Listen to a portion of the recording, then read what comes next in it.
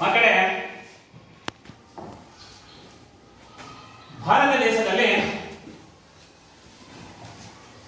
ರೈತಾಪಿ ಜನರು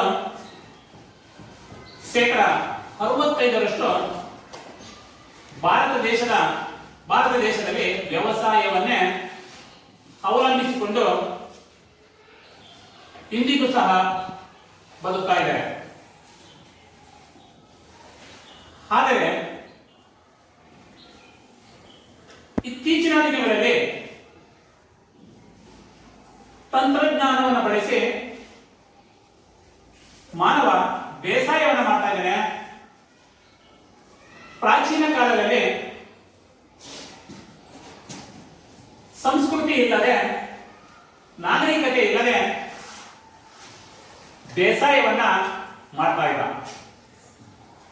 ಆಗ ಅವನಿಗೆ ವಾಯುಗುಣದ ಬಗ್ಗೆ ಗೊತ್ತಿರಲಿಲ್ಲ, ಋತುಮಾನಗಳ ಬಗ್ಗೆ ಗೊತ್ತಿರಲಿಲ್ಲ, ಯಾವ ಭೂಮಿಗೆ ಯಾವ ಬೆಳೆಗಳನ್ನ ಬೆಳಿಬೇಕು ಅನ್ನೋದು ಅವನಿಗೆ ನಾಗರಿಕತೆ ಗೊತ್ತಿರಲಿಲ್ಲ.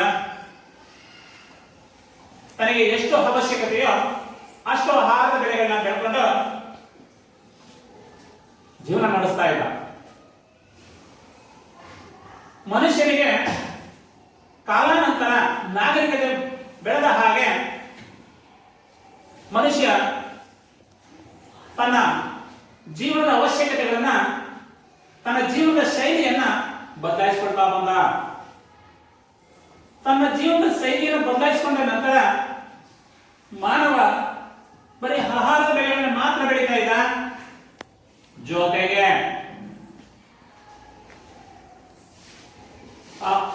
ತೋಟಗಾರಿಕೆ ಬೇಸಾಯ ಹಾಗೂ ವಾಣಿಜ್ಯ ಬೆಳೆಗಳನ್ನ ಬೆಳೆಯುವುದಕ್ಕೆ ಪ್ರಾರಂಭ ಮಾಡಿದ. ಈ ರೀತಿ ಮಾನವ ವ್ಯವಸಾಯವನ್ನು ರೂಢಿಸಿಕೊಳ್ತಾ ಬಂದ. ನಾಗರಿಕತೆ ಇನ್ನು ಮಾನವರಿಗೆ ಹೆಚ್ಚಾದಂಗೆ ಋತುಗಳಿಗೆ ಅನುಗುಣವಾಗಿ, ವಾಯುಗುಣಕ್ಕೆ ಅನುಗುಣವಾಗಿ ಈ ಭೂಮಿ ಯಾವ ಮಣ್ಣನ್ನು ಹೊಂದಿದೆ, ಯಾವ ಮಣ್ಣಿಗೆ ಅನುಗುಣವಾಗಿ ನಾವು ಬೆಳೆಗಳನ್ನ ಬೆಳಿಬೇಕು ಅನ್ನೋದು ಕರಗತ ಮಾಡಿಕೊಂಡ ಮಕ್ಕಳ. ಈಗ ಮಳೆಗಾಲ ಪ್ರಾರಂಭವಾಗಿದೆ. ಮಳೆಗಾಲಕ್ಕೆ ಯಾವ ಭೂಮಿಗೆ, ಅದು ಕಪ್ಪು ಮಣ್ಣಾಗಿರ್ಬೋದು, ಕೆಂಪು ಮಣ್ಣಾಗಿರ್ಬೋದು, ಮೆಕ್ಕಲು ಮಣ್ಣಾಗಿರ್ಬೋದು, ಪರ್ವತದ ಮಣ್ಣಾಗಿರ್ಬೋದು, ಯಾವ ಮಣ್ಣಿಗೆ ಅನುಗುಣವಾಗಿ ಯಾವ ಬೆಳೆಗಳನ್ನ ಬೆಳಿಬೇಕು ಅನ್ನೋದು ಮಾನವ ಕರಗತ ಮಾಡಿಕೊಂಡು ಬೆಳೆಗಳನ್ನ ಬೆಳೀತಾ ಇದ್ದಾನೆ. ಹಾಗೆ ಹಿಂದೆ ಒಂದು ರೀತಿ ದಡ್ಡ, ಈಗ ಏನಾಗಿದೆ ಮಾನವ ಬುದ್ಧಿವಂತ. ಮಳೆಗಾಲದಲ್ಲಿ ಯಾವ ಬೆಳೆಗಳನ್ನ ಬೆಳಿಬೇಕು, ಚಳಿಗಾಲದಲ್ಲಿ ಯಾವ ಬೆಳೆಗಳನ್ನ ಬೆಳಿಬೇಕು, ಬೇಸಿಗೆ ಕಾಲದಲ್ಲಿ ಯಾವ ರೀತಿ ಯಾವ ದ್ವಿದಳ ಧಾನ್ಯಗಳನ್ನ ಬೆಳಿಬೇಕು ಅನ್ನೋದನ್ನ ಕರಗತ ಮಾಡಿಕೊಂಡು ಋತುಗಳಿಗೆ ಅನುಗುಣವಾಗಿ ಮಾನವ ಇಂದಿಗೂ ಸಹ ಬೇಸಾಯವನ್ನು ಮಾಡುವುದನ್ನ ಕರಗತ ಮಾಡಿಕೊಂಡಿದ್ದಾನೆ.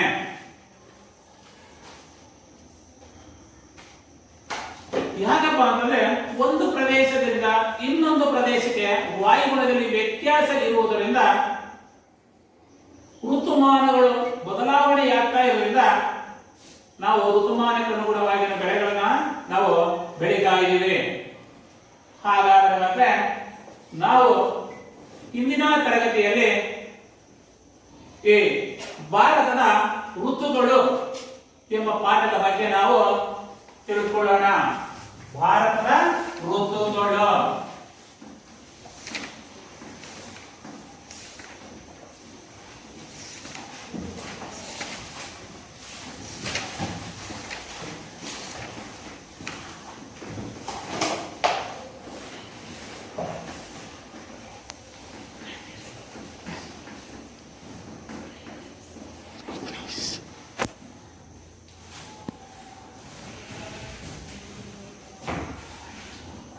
ಭಾರತ ದೇಶ ಯಾವ ಮಾದರಿಯ ವಾಯುಗುಣವನ್ನು ಹೊಂದಿದೆ? ಭಾರತ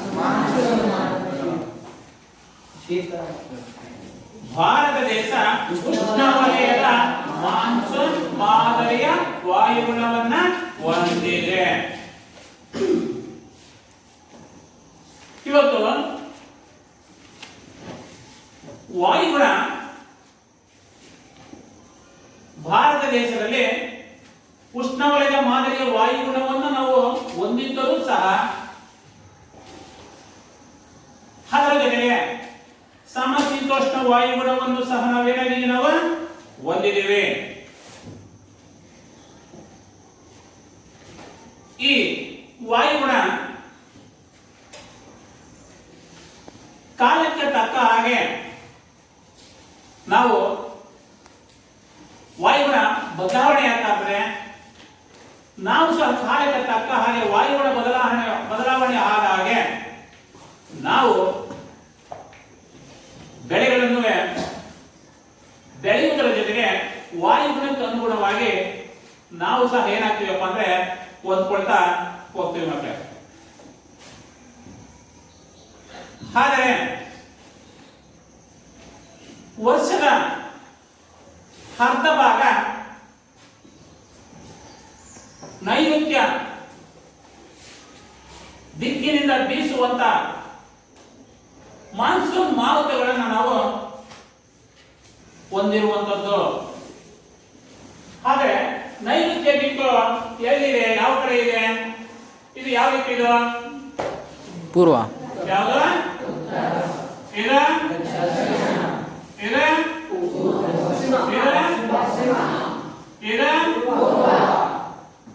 ಉತ್ತರ, ದಕ್ಷಿಣ, ಪಶ್ಚಿಮ, ಪೂರ್ವ.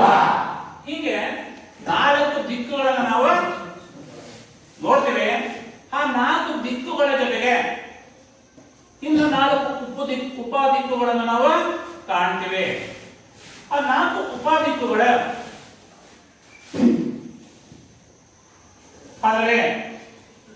ಹಾಗಾದ್ರೆ ಯಾವ ನೈಋತ್ಯ ಮಾನ್ಸೂನ್ ಮಾರುತಗಳು ಯಾವ ದಿಕ್ಕಿನ ಕಡೆಗೆ ಸಾಗುವಂಥದ್ದು? ಇಲ್ಲಿ ಯಾವ್ದು ಇದು? ಈ ದಿಕ್ಕು ಯಾವ್ದು ಇದು? ಯಾವ್ದು? ವಾಯುವ್ಯ. ಇದು ಯಾವ್ದು?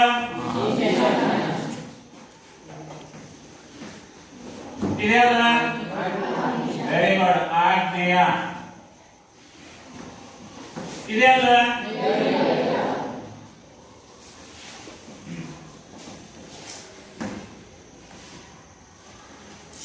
ಹಾಗೆ ಈ 4 ದಿಕ್ಕುಗಳು, 4 ಉಪ ದಿಕ್ಕುಗಳು.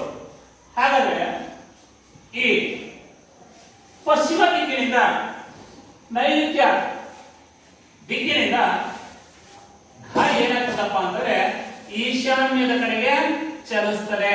ಯಾವ ದಿಕ್ಕಿಗೆ? ಈಶಾನ್ಯದ ಕಡೆಗೆ ಚಲಿಸುವಂತದ್ದು. ಈ ಗಾಳಿ ಹೇಗಿರ್ತದೆ? ಜಲಾಂಶ ಪೂರಿತವಾದ ಗಾಳಿ. ಯಾವುದು? ಜಲಾಂಶ ಅಂದ್ರೆ ಏನು? ನೀರಿನ ಅಂಶ ಇರುವಂತದ್ದು ಗಾಳಿ.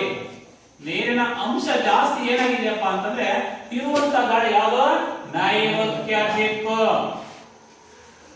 ಇವತ್ತು ಈ ನೈಋತ್ಯ ಗಾಳಿ ಇವತ್ತು ಅಂದ್ರೆ ಈ ನೈಋತ್ಯ ದಿಕ್ಕಿನಿಂದ ಈಶಾನ್ಯದ ಕಡೆಗೆ ಏನಾಗ್ತದಪ್ಪ ಅಂತಂದ್ರೆ ಇವತ್ತು ಗಾಳಿ ಏನಾಗ್ತದೆ? ಇವತ್ತು ಚಲಿಸ್ತಾ ಇರ್ತದೆ. ಹಾಗಾದ್ರೆ ವಾಯುಗುಣ ಇವತ್ತು ಭೂಮಿ ಮೇಲೆ ವಾಯುಗುಣ ಇವತ್ತು ಭೂಮಿ ಮೇಲೆ ಯಾವ ರೀತಿ ಪ್ರಭಾವವನ್ನು ಬೀರಿದೆಯಪ್ಪ ಅಂತಂದ್ರೆ, ಒಂದು ಸಮುದ್ರಕ್ಕೆ ಇರುವ ಹತ್ತಿರ, ಒಂದು ಸಮುದ್ರಕ್ಕೆ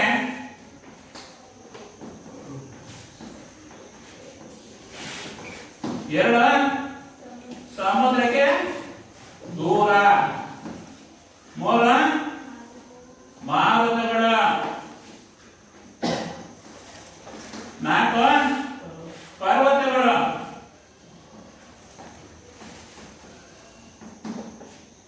ಇತ್ಯಾದಿ.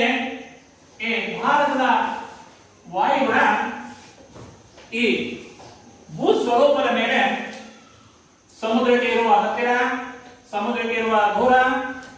ಮಾಪಕಗಳು ಹಾಗೂ ಈ ಅಕ್ಷಾಂಶ ರೇಖಾಂಶ ಆಧಾರದ ಮೇಲೆ ವಾಯುಗುಣ ಏನಾಗ್ತಾ ಇದೆ ನಿರ್ಧರಿತವಾಗ್ತದೆ. ಹಾಗೆ ಈ ಭಾರತದಲ್ಲಿ ವಾಯುಗುಣವನ್ನ 4 ಋತುಮಾನಗಳಾಗಿ ಏನ್ ಮಾಡಿದ್ದಾರೆ ವಿಂಗಡಿಸಿದ್ದಾರೆ. ಭಾರತದ ವಾಯುಗುಣವನ್ನ 4 ಋತುಮಾನಗಳಾಗಿ ವಿಂಗಡಿಸಿರುವಂತದ್ದು. ಹಾಗಾದ್ರೆ ಮೊದಲು ಯಾವ್ದು ಬರುವುದಪ್ಪ ಅಂತಂದ್ರೆ ಮೊದಲನೇ ಯಾವ್ದು ಬೇಸಿಗೆ ಕಾಲ.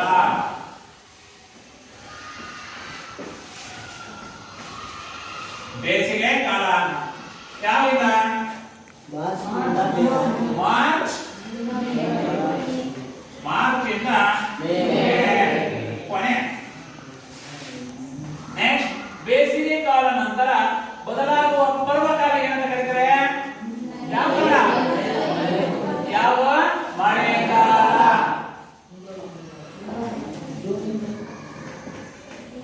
ಮಳೆಗಾಲ ಯಾವಾಗ? ಜೂನ್ನಿಂದ ಸೆಪ್ಟೆಂಬರ್.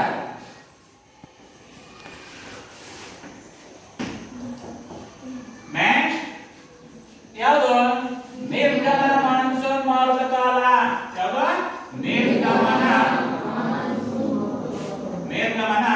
ಮಾನ್ಸೂನ್ ಮಾರುತಗಳ ಕಾಲ.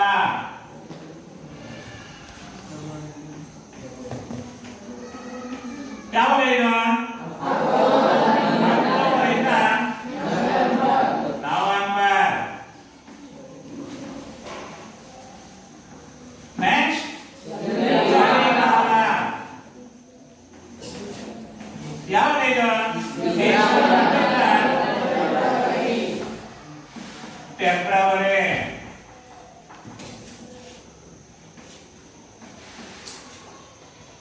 ಭಾರತದ ವಾಯುಗುಣವನ್ನ 4 ಋತುಮಾನಗಳಾಗಿ ವಿಂಗಡಿಸಿರುವಂತದ್ದು. ಬೇಸಿಗೆ ಕಾಲ ಮಾರ್ಚ್ ಇಂದ ಮೇ, ಮಳೆಗಾಲ ಜೂನ್ ಇಂದ ಸೆಪ್ಟೆಂಬರ್, ನಿರ್ಗಮನ ಮಾನ್ಸೂನ್ ಮಾರುತಗಳ ಕಾಲ ಅಕ್ಟೋಬರ್ ಇಂದ ನವೆಂಬರ್, ನೆಕ್ಸ್ಟ್ ಚಳಿಗಾಲ ಏನಾಗಿದೆ ಡಿಸೆಂಬರ್ ನಿಂದ ಫೆಬ್ರವರಿ.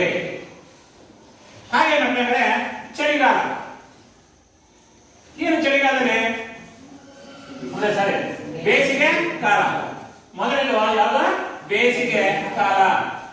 ಏನು ಅಂದ್ರೆ ಭಾರತದಲ್ಲಿ ಮಾರ್ಚ್ ತಿಂಗಳಿನಲ್ಲಿ ಸೂರ್ಯನ ಕಿರಣಗಳು ಯಾವ ಗೋಳಾರ್ಧದಲ್ಲಿ ಹೆಚ್ಚಾಗಿ ಬೀಳುವಂತದ್ದು?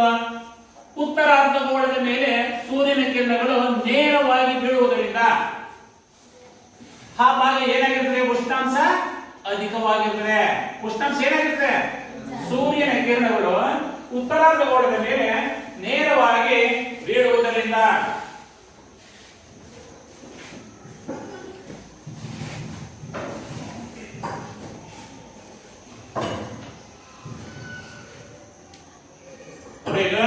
ವಿಶ್ವದ ಯಾವ್ದು?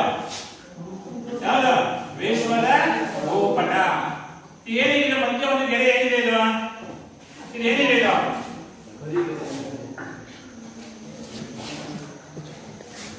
ಇದು ಯಾವ ಗೆರೆ? ಇದು ಯಾವುದು? ಇದು ಮಧ್ಯ ಏನ್ ಗೆರೆ? ಅದು ಯಾವ? ಭಾರತದ ಸಮಭಾಜಕ ವೃತ್ತ ಅಂದ್ರೆ ಸಮಭಾಜಕ ವೃತ್ತ ಪ್ರದೇಶ. ಇದು ಮಧ್ಯಭಾಗ ಇದ್ದಾಗದು ನಿಜ ಅಲ್ವೇದು? ಮಧ್ಯ. ಹಾಗಾದ್ರೆ ಸೂರ್ಯನ ಕಿರಣಗಳು ನೇರವಾಗಿ ಹೀಗೆ ಸೂರ್ಯನ ಕಿರಣಗಳು ಏನಾಗ್ತದೆ? ನೇರವಾಗಿ ಬೀಳುವುದರಿಂದ ಯಾವಾಗ ಬೇಸಿಗೆ ಕಾಲದಲ್ಲಿ ನೋಡಿ, ಈಗ ನೋಡಿ ಗ್ಲೋಬಿಂಗ್ ನೋಡಿ, ಈಗ ಭಾರತ ಎಲ್ಲಿದೆ? ಇಲ್ಲಿ ಯಾವುದು? ಉತ್ತರಾರ್ಧಗೋಳ. ಹಾಗೆ ಈ ತಿರ್ತಾ ಏನಾಗುತ್ತೆ? ಇದು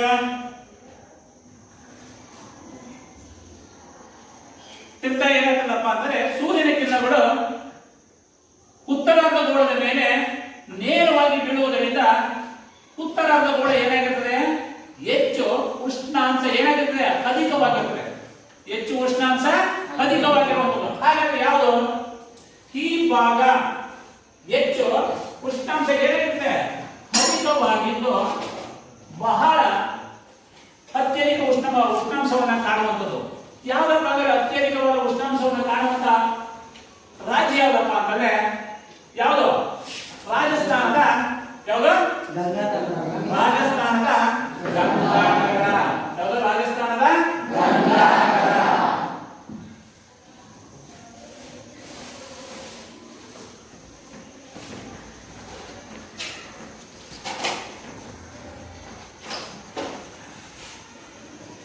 ಎಷ್ಟಪ್ಪ ಅಂತಂದ್ರೆ 52 ಡಿಗ್ರಿ ಸೆಲ್ಸಿಯಸ್.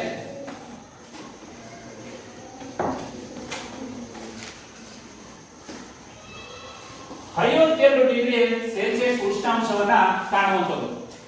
ಹಾಗಾದ್ರೆ ಏನು? ಅತ್ಯಧಿಕ ಉಷ್ಣಾಂಶವನ್ನು ಕಾಣುವಂಥದ್ದು, ಬಹಳ ಅಧಿಕವಾಗಿ ಉಷ್ಣಾಂಶ. ದಕ್ಷಿಣಾರ್ಧಗೋಳದ ಮೇಲೆ ಓರೆಯಾಗಿ ಬಿಡುವಂಥದ್ದು, ಉತ್ತರಾರ್ಧಗೋಳದ ಮೇಲೆ ನೇರವಾಗಿ ಬಿಡುವುದರಿಂದ ಆ ಭಾಗಗಳೆಲ್ಲ ಏನಾಗಿರ್ತದೆ? ಅಧಿಕ ಉಷ್ಣಾಂಶವನ್ನ ಶಾಖವನ್ನ ಹೊಂದಿರುವಂತದ್ದು. ಅದು 55% ಗಂಗಾನಗರ ರಾಜಸ್ಥಾನದಲ್ಲಿ, ರಾಜಸ್ಥಾನದ ಗಂಗಾನಗರ ಪ್ರದೇಶ 57% ಡಿಗ್ರಿ ಸೆಲ್ಸಿಯಸ್ ಉಷ್ಣಾಂಶವನ್ನ ಹೊಂದಿರುವಂತದ್ದು. ಅದೇ ರೀತಿ ಈ ರಾಜಸ್ಥಾನ ಕಡಿಮೆ ಮಳೆಯನ್ನು ಪಡೆದಿದೆ. ರಾಜಸ್ಥಾನ ಎಲ್ಲಾ ಭಾಗಗಳಲ್ಲಿ, ರಾಜಸ್ಥಾನದ ಕೆಲವು ಭಾಗದಲ್ಲಿ ಕಡಿಮೆ ಮಳೆಯನ್ನು ಸಹ ಪಡೆದಿದೆ. ಯಾವುದು ಅದು ಕಡಿಮೆ ಮಳೆಯನ್ನು ಪಡೆದಪ್ಪ ಅಂತಂದ್ರೆ ಯಾವುದು? ರಾಜಸ್ಥಾನದ ಭೂಮಿ.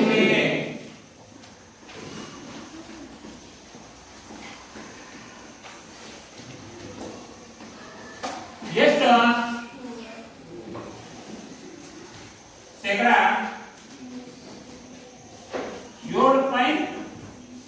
7.5 ಸೆಂಟಿಮೀಟರ್. 7.5 ಸೆಂಟಿಮೀಟರ್ ಕಡಿಮೆ ಮಳೆಯನ್ನ ಪಡೆಯುವಂಥದ್ದು ಯಾವುದು? ರಾಜಸ್ಥಾನದ ಭೂಮಿ. ಆ ಭಾಗ ಹೆಚ್ಚು ಉಷ್ಣಾಂಶಕ್ಕೆ ಒಳಗಾಗಿದ್ದು ಬಹಳ ಏನಾಗ್ತದಪ್ಪ ಅಂತಂದ್ರೆ ಕಡಿಮೆ ಮಳೆಯನ್ನ ಪಡೆಯುವಂಥದ್ದು. ಆದರೆ ಉತ್ತರ ಭಾರತದ ಪರ್ವತ ಪರ್ಯಾಯ ಪ್ರಸ್ಥಭೂಮಿಗಳು ಬೇಸಿಗೆ ಕಾಲದಲ್ಲೂ ಸಹ ತಂಪಾಗಿರ್ತವೆ. ಯಾಕೆ ಉತ್ತರ ಪರ್ವತದ ಪ್ರಸ್ಥಭೂಮಿಗಳು ಹೇಗೆ ಬೇಸಿಗೆ ಕಾಲದಲ್ಲಿ ಅಧಿಕ ಉಷ್ಣಾಂಶವಾಗಿದ್ದರೂ ಸಹ ಹೇಗೆ ತಂಪಾಗಿರ್ತವೆ? ಹೇಗೆ ತಂಪಾಗಿರ್ತವೆ? ಅಧಿಕ ಉಷ್ಣಾಂಶ ಮತ್ತೆ ಪರ್ವತ ಪ್ರದೇಶಗಳು. ಈಗ ಉದಾಹರಣೆ, ನಿಮ್ಮ ಊರಲ್ಲಿ ಯಾವ್ದಾರ ಬೆಟ್ಟ ಗುಡ್ಡಗಳು ಏನಾರ ಇದ್ರೆ, ಅಲ್ಲೇನಾದ್ರು ಬೇಸಿಗೆ ವೇಳೆಯಲ್ಲಿ ಜಾತ್ರೆ ನಡೆಯುವಂತ ಸಂದರ್ಭದಲ್ಲಿ ನೀವೇನಾದ್ರು ಹೋದ್ರೆ, ಜಾತ್ರೆಗೆ ನಡ್ಕೊಂಡು ದಾರಿ ಹೋಗ್ತಾ ಇರುವಂತ ಸಂದರ್ಭದಲ್ಲಿ ಆ ಭಾಗ ನೀವು ಎಲ್ಲಿ ಹೋಗ್ತಾ ಇರ್ತೀರಿ ಅದು ಬಹಳ ಅಧಿಕ ಉಷ್ಣಾಂಶದಿಂದ ಕೂಡಿರ್ತದೆ. ತುಂಬಾ ಬಿಸಿಲು ಒಂದ್ ಕಡೆ, ತಲೆ ಮೇಲೆ ಏನಾದ್ರು ಒಂಟವಲ್ಲ ಬಟ್ಟೆ ಹಾಕೊಂಡು ಹೋಗ್ತಾ ಇರ್ತೀರಿ, ನಿಜ ತಾನೆ? ಆದ್ರೆ ನರಸಿಂಹಸ್ವಾಮಿ ದೇವರುಗಳೆಲ್ಲ ಜಾಸ್ತಿ ಇರುವಂತದ್ದು ಯಾವುದು? ನರಸಿಂಹಸ್ವಾಮಿ ದೇವರು, ರಂಗಸ್ವಾಮಿ ದೇವರುಗಳೆಲ್ಲ ಇರುವಂತದ್ದೆಲ್ಲ ಬೆಟ್ಟದ ಮೇಲೆ ಜಾಸ್ತಿ ಇರುವಂತದ್ದು. ಕೆಲವಡೆ ಯಾವಿಲ್ಲ. ರಂಗಸ್ವಾಮಿಗಳ ದೇವರು, ಲಕ್ಷ್ಮೇಶ ನರಸಿಂಹಸ್ವಾಮಿ ದೇವರುಗಳು, ರಂಗಸ್ವಾಮಿಗಳೆಲ್ಲ ಬೆಟ್ಟದ ಮೇಲೆ ಇರುವಂತದ್ದು. ನೀವಾಗ ಏನಾರ ಬೆಟ್ಟಕ್ಕೆ ಹತ್ತುವಂತಹ ಸಂದರ್ಭದಲ್ಲಿ ಬೆಟ್ಟಕ್ಕೆ ಮೇಲಕ್ಕೆ ಹೋದ್ರೆ ಕೆಳಗೆ ಏನು ಉಷ್ಣಾಂಶವನ್ನು ನೋಡಿರ್ತೀರೋ ಆ ಬೆಟ್ಟದ ಮೇಲೆ ಆ ಉಷ್ಣಾಂಶ ನಿಮ್ಗೆ ಕಾಣಲ್ಲ. ಯಾಕೆ?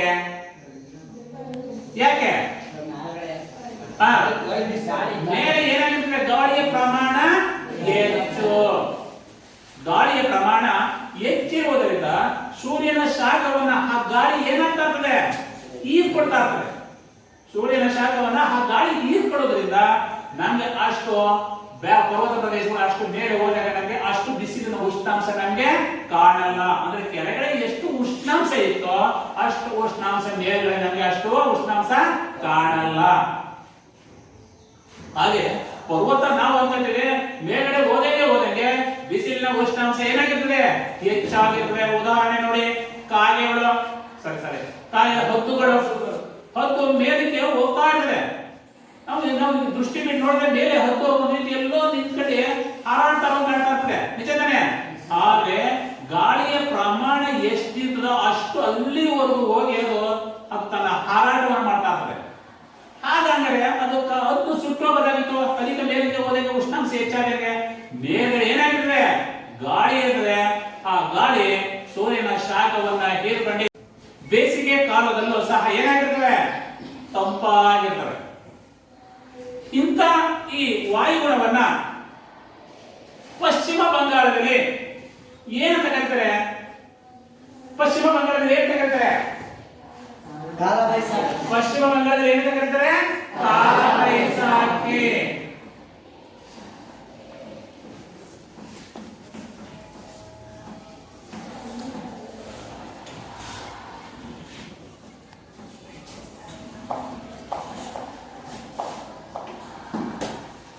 ನೆಕ್ಸ್ಟ್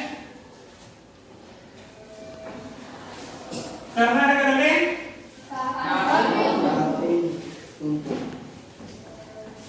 ಕಾಫಿ ತುಂತುರು, ಕಾಫಿ ಮಳೆ. ನೆಕ್ಸ್ಟ್ ಕೇರಳದಲ್ಲಿ ಮಾವಿನ ಹುಯ್ಲು. ನೆಕ್ಸ್ಟ್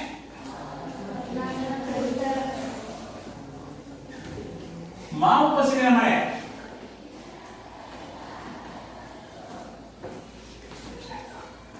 ಉತ್ತರ ಪ್ರದೇಶದಲ್ಲಿ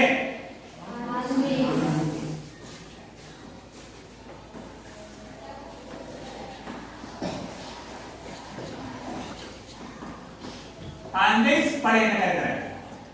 ಹಾಗಾದ್ರೆ ಇವೇನಿವು? ಈ ಪಶ್ಚಿಮ ಬಂಗಾಳದಲ್ಲಿ ಕಾಲವೈಶಾಖಿ, ಕರ್ನಾಟಕದಲ್ಲಿ ಕಾಫಿ ಮಳೆ, ಕೇರಳದಲ್ಲಿ ಮಾವು ಫಸಲಿನ ಮಳೆ, ಉತ್ತರ ಪ್ರದೇಶದಲ್ಲಿ ಆಂದೇಸ್. ಇವೇನು? ಬೇಸಿಗೆ ಕಾಲದಲ್ಲಿ ಸ್ಥಳೀಯ ಉಷ್ಣಾಂಶ ಆಧಾರದ ಮೇಲೆ ಪ್ರಚಲನ ಪ್ರವಾಹಗಳಿಂದ ಈ ಭಾಗಗಳಲ್ಲಿ ಸರಾಸರಿ ಅಂದ್ರೆ 2 ಸೆಂಟಿಮೀಟರ್ ಅಷ್ಟು ಮಳೆ ಬೀಳುವಂಥದ್ದು. ಬೇಸಿಗೆ ಕಾಲದಲ್ಲಿ ಗುಡುಗು ಮಿಂಚಿನಿಂದ ಪರಿಸರ ಮಳೆಯಾಗುವ ಸಾಧ್ಯತೆ ಇರ್ತದೆ. ಈ ಮಳೆ ನಮ್ಮ ಕರ್ನಾಟಕದಲ್ಲಿ ಕಾಫಿ ಮಳೆ ಅಂತ ಕರೀತಾರೆ. ಈ ಮಳೆಯಿಂದ ಜಾಸ್ತಿ ಹಾನಿಯಾಗುವ ಸಾಧ್ಯತೆ ಬಹಳ ಬಹಳ ಹೆಚ್ಚು. ಯಾಕೆ? ಗಿಡ ಮರಗಳೆಲ್ಲ ಎಲೆ ಉದುರಿ ಕಾಯಿಗಳೆಲ್ಲ ಕಚ್ಚಿರ್ತವೆ. ಕಾಫಿ ಗಿಡ ಕರ್ನಾಟಕದಲ್ಲಿ ಮಾವು ಹೀಗೆಲ್ಲ ಕಚ್ಚಿರ್ತವೆ. ಆ ಮಳೆಯ ರಭಸಕ್ಕೆ ಏನಾಗ್ತವಪ್ಪ ಅಂದ್ರೆ ಹೂವುಗಳು, ಕಾಯಿಗಳು ಸಣ್ಣ ಸಣ್ಣ ಇನ್ನುವೆ ಹಣ್ಣಾಗುವಂತಹ ಕೆಲವು ಮಾವಿನ ಗಿಡಗಳ ಮಾವಿನ ಕಾಯಿಗಳೆಲ್ಲ ಉದುರೋಗುವ ಸಾಧ್ಯತೆ ಇರ್ತದೆ. ಅದರಿಂದ ಬಹಳ ಹಾನಿಯಾಗುವ ಸಾಧ್ಯತೆ ಬಹಳ ಹೆಚ್ಚು. ಯಾವಾಗ?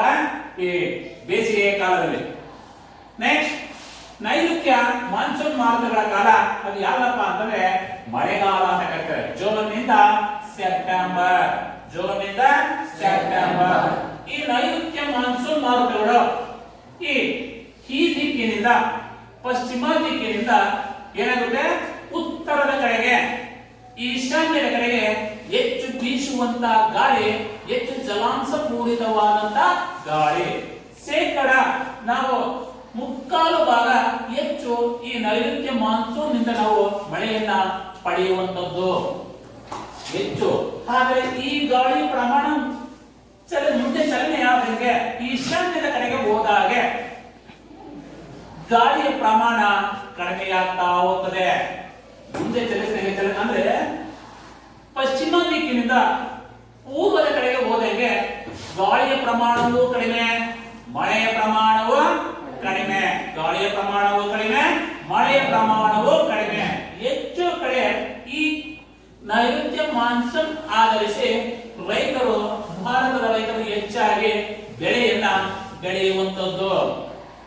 ಅದನ್ನ ಏನಂತ ಕರೀತಾರಪ್ಪ ಅಂತಂದ್ರೆ ಈ ನೈಋತ್ಯ ಮಾನ್ಸೂನ್ ಮಳೆಯೊಡನೆ ಆಡುವ ಜೂಜಾಟ ಅಂತ ಕರೀತಾರೆ.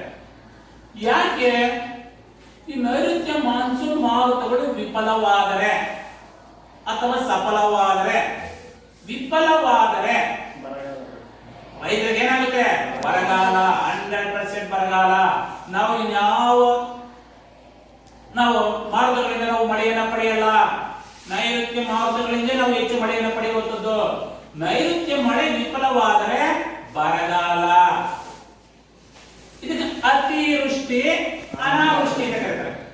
ಅತಿಯಾದರೆ ಏನಾಗೋದು? ಅತಿಯಾದರೆ ಪ್ರವಾಹಗಳು ಉಕ್ಕಿ ಹರಿತವೆ.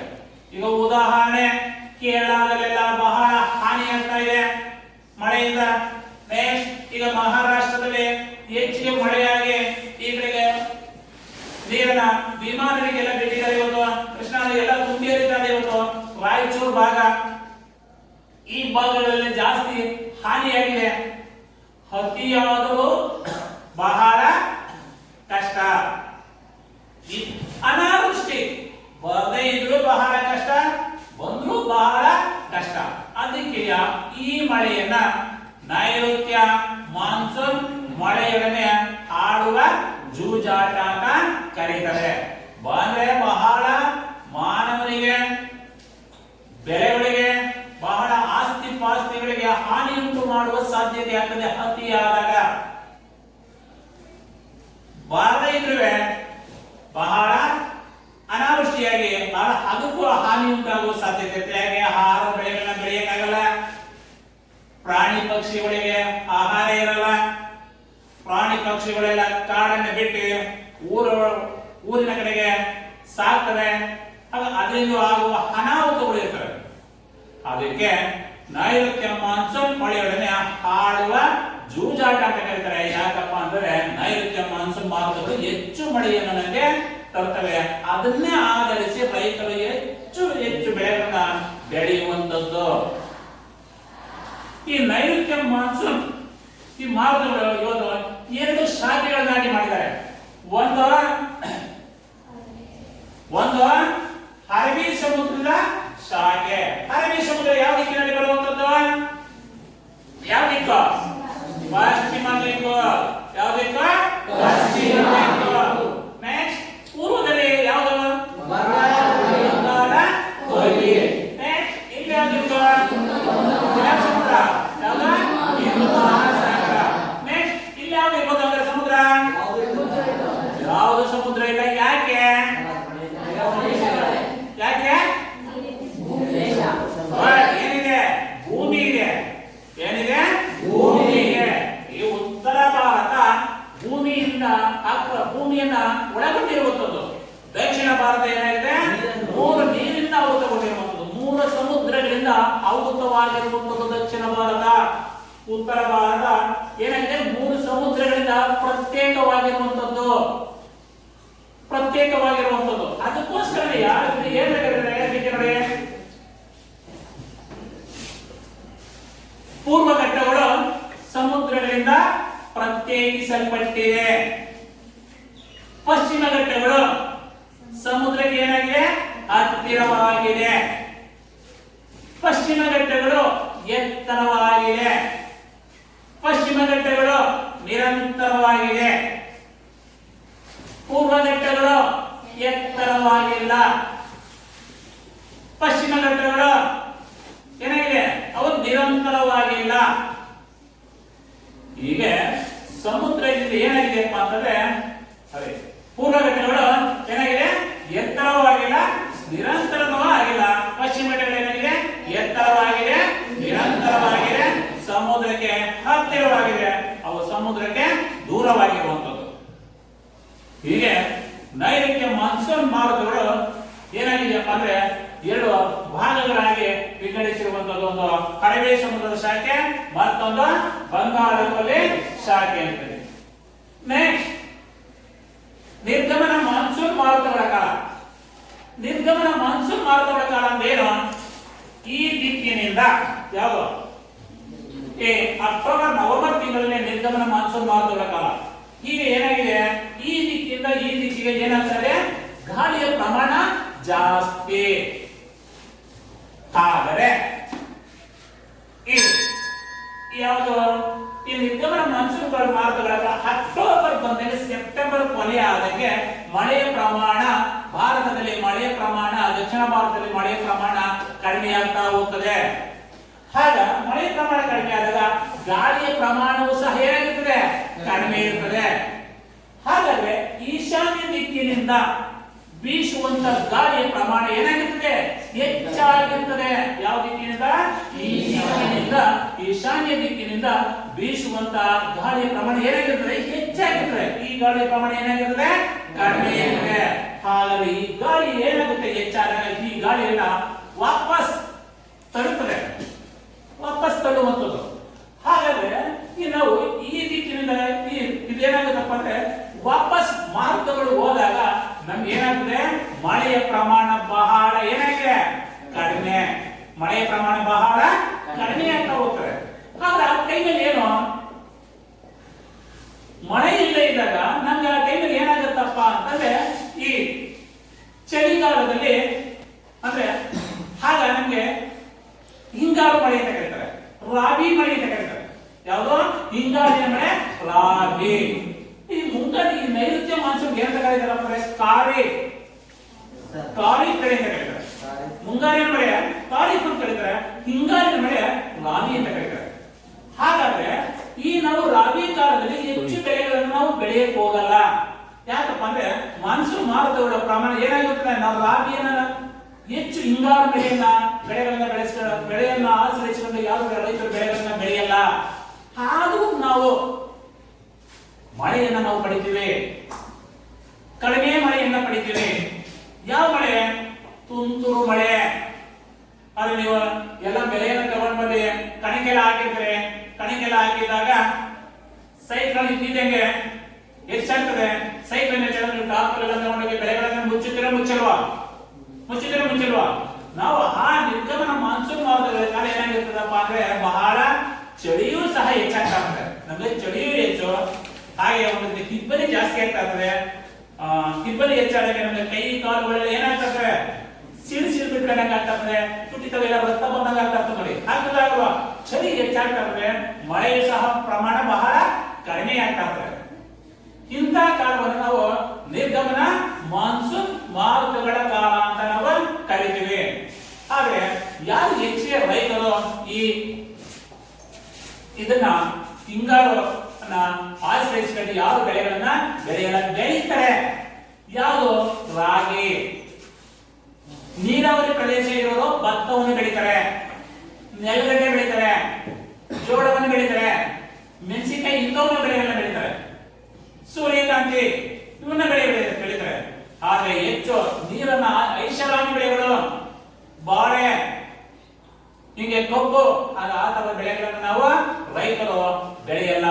ಹಾಗೆ ರೈತರು ಏನಾಗಿದ್ದಾರಪ್ಪ ಅಂದ್ರೆ ಋತುಮಾನಗಳಿಗೆ ಅನುಗುಣವಾಗಿ ರೈತರು ವೈಜ್ಞಾನಿಕ ಬೆಳೆಗಳನ್ನ ಬೆಳೆಯುವಂತ ರೈತರು ಆ ಸಂಸ್ಕೃತಿ ನಾಗರಿಕತೆಯನ್ನ ಹೊಂದಿದ್ದಾರೆ.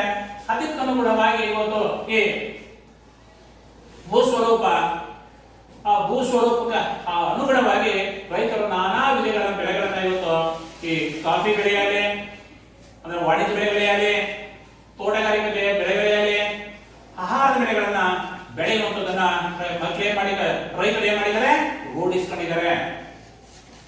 ಹಾಗಾದ್ರೆ ನಾವು ಈ ರಾಜಸ್ಥಾನದಲ್ಲಿ ಗಂಗಾನಗರ, ರೋಹಿಣಿ ಇವೆಲ್ಲಕ್ಕಿಂತ ಇವತ್ತು ನಾವು ನೈಋತ್ಯ ಮಾನ್ಸೂನ್ ಮಾರುತಗಳಲ್ಲಿ ಹೆಚ್ಚು ನಾವು ಮಳೆಯನ್ನು ನಾವು ಪಡೆಯುವಂತ ನಾವು ತಿಳ್ಕೊಂಡು ನಿಜ ತಾನೇ?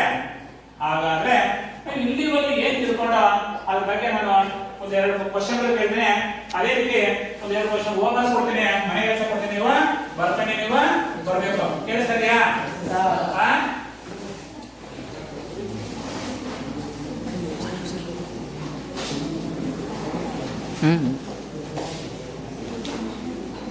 ಭಾರತದ ಋತುವನ್ನ ಎಷ್ಟು ಭಾಗಗಳಾಗಿ ವಿಂಗಡಿಸಿರುವಂತದ್ದು?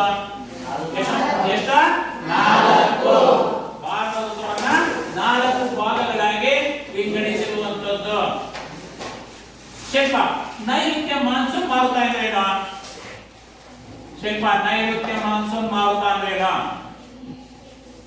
ನೈಋತ್ಯ ಮಾನ್ಸೂನ್ ಮಾರುತ ಅಂದ್ರೆ ಯಾರು ಹೇಳ್ತಾರೆ? ನೈಋತ್ಯ ಮಾನ್ಸೂನ್ ಮಾರುತ ಅಂದ್ರೆ ಮಳೆಗಾಲ ಅಂತ. ನೈಋತ್ಯ ಮಾನ್ಸೂನ್ ಅಂದ್ರೆ ಮಳೆಗಾಲ ಅಂತ. ಈ ನೈಋತ್ಯ ಮಾನ್ಸೂನ್ ಮಾರುತ ಏನಿದೆಯಲ್ಲ ಇವತ್ತು, ಆ ಮಳೆಗಾಲ ಇವತ್ತು ಹೆಚ್ಚಿಗೆ ಇವತ್ತು ನಾವು ವ್ಯವಸಾಯನ ಅವಲಂಬಿಸಿಕೊಂಡಿರುವಂತದ್ದು. ಕೇರಳದಲ್ಲಿ ಈ ಮಳೆಯನ್ನ ಏನಂತ ಕರೀತಾರೆ? ಯಾರು ಹೇಳ್ತಾರೆ? ಕೇರಳದಲ್ಲಿ ಮಾವು ಫಸಲಿನ ಮಳೆ, ಮಾವು ಫಸಲಿನ ಮಳೆ. ಹಾಗೆ ನೆಕ್ಸ್ಟ್ ಲಾವಣ್ಯ, ಕರ್ನಾಟಕದಲ್ಲಿ ಈ ಮಳೆಯನ್ನು ಏನಂತ ಕರೀತಾರೆ? ಕಾಫಿ ಮಳೆ, ಕಾಫಿ ಮಳೆ ಅಂತ ಕರೀತಾರೆ. ಕೂತ್ಕೊಳ್ಳಿ. ಒಂದೆರಡು ಮೂರು ವರ್ಷ ಕೊಡ್ತೀನಿ ಮನೆ ಕೆಲಸ ನೀವು ಬರ್ಕೊಂಡು ಬರ್ಬೇಕು ಕೇಳಿಸ್ತಾ ಇದೆಯಾ ಭಾರತದ 35 ಭಾರತದ ವಾಯುಗುಣವನ್ನು ನಿರ್ಧರಿಸುವ ಅಂಶಗಳು ಯಾವ್ಯಾವ ಭಾರತದ ವಾಯುಗುಣವನ್ನು ನಿರ್ಧರಿಸುವ ಅಂಶಗಳು ಯಾವ್ಯಾವ ಭಾರತದ ವ್ಯವಸಾಯ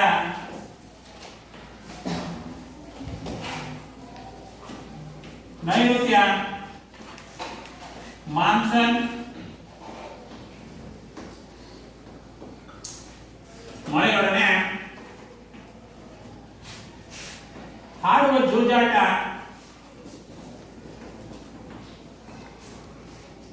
ಎನ್ನಲು ಕಾರಣವೇನು